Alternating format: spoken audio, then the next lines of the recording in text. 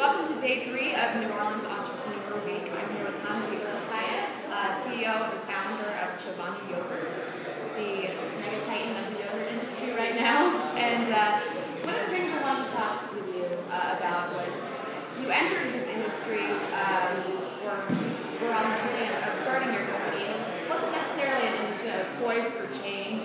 There were a lot of big titans, Kraft, whatnot, that were in the industry, but you kind of tackled it anyway. And I wanted to say, do you have any advice or tips for entrepreneurs that are in big industries with big players, and just how you approach it from a startup and being a change maker, I guess? Yeah, well, it's great to be here. It's an awesome city, entrepreneurs full of everywhere.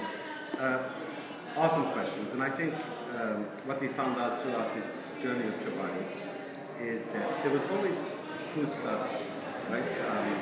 You go to food shows, natural food shows, or wherever you go, and there are these people who have dreams, and they made it in their kitchens, or recipe from their grandmas, and whatever that is, and they make it and they present it to the world.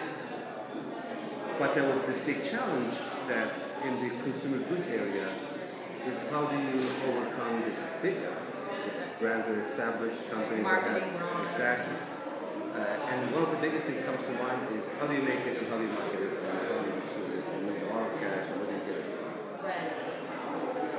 In other industries like technology, you could come up with a great idea, you put your own computers and it takes off, and you really don't need that kind of stuff. Right.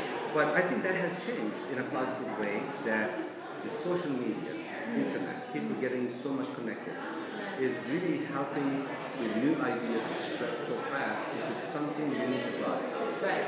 So you just said it, in the yogurt area, when we launched Chobani, there was something amazing unique about Chobani. Right. We had natural ingredients, we had Greek yogurt, we had high proteins, Right. And your timing was probably right. Exactly. When people are thinking. Totally, and then it tasted awesome. So in our journey, until a year and a half ago, we did not traditional marketing at all. Right. So what happened is we connected to our consumers. And you knew who they were. And I knew, yeah, we knew who they were. And they came to, we call them, Chobani fans, or true fans. Right. And they took us to the next level. Right. I mean, they spread the word. They told their friends and families that how much they loved it. Right. And once that kept it going, it actually, as like a snowball, it took over. So I think, exactly. And I say it now is when it comes to products like Chobani or consumer good products, the world is flat. Right.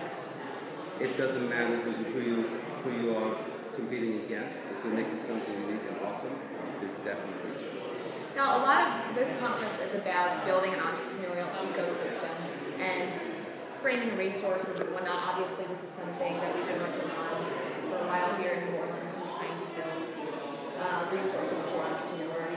Can you look back on the foundations of Chobani? You've also started other businesses.